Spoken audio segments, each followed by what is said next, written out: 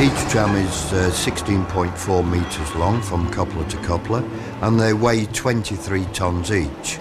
And when we get them wound up, they can do approximately 60 kilometres an hour along the track.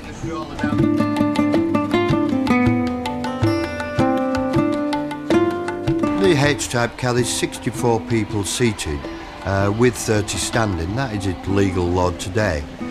But when they first come into service, the amount of standing passengers was up to the discretion of the conductor, with a maximum standing of 110, which would have been quite a crush. We operate 5 trams per day, running on a 15-minute service, and the Adelaide to Glenelg tram line is 10.4 kilometres long. And these trams do approximately 80,000 kilometres each per year, so when you consider, these old girls do quite a few trips per year.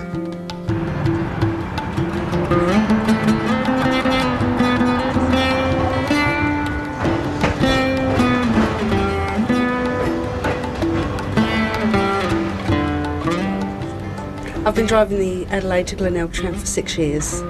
Since I've been driving, I've done about 120,000 trips. What I enjoy about driving the tram is, they might be old, but they're really good. The passengers are really lovely. You come down to the beach every day.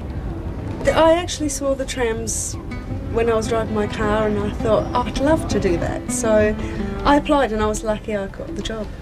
Been sitting now approximately about 20-25 minutes, depending on the situations, but overall very, very practical, well and truly, and very cost-effective. The H-type trams was primarily built for the Adelaide to Glenelg tram line. However, they did operate on other routes throughout the city. Trams stopped running in Adelaide in November of 1958, with the Glenelg to Adelaide tram line being spared. We travel maybe once, twice a week, just for something for him to do. One of the interesting facts on the Adelaide to Glenelg tram line, that between 1930 and 1936,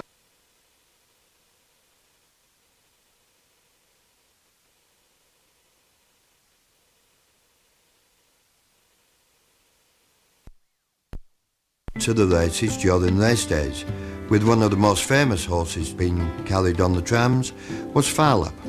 It's a very relaxing way to go down to the beach, and I like the fact that you can get on at Victoria Square in the city and arrive at the beach without any problems, and that you can go back that way without getting lost. But that's what I like about it most, it's so relaxing. What I like is travelling on the trams on a hot summer's night, running down to Glenelg from Adelaide, knowing that at the end you can have a nice cool swim, have a nice meal, and then travel back on a 75-year-old vehicle back into Adelaide. Coming up, we visit a group of artists in Adelaide with a unique approach to their work. Monday, join the investigation team. The dangerous scenario is that she could be anywhere with anyone. In the search for missing loved ones. The body was fully clothed. Real people, real cases. We just have to keep searching. Missing Persons Unit, Monday on Australia Network.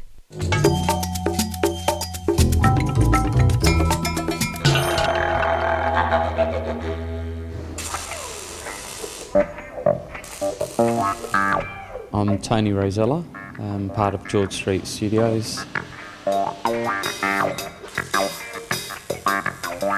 George Street Studios is basically a collective of artists, designers and makers.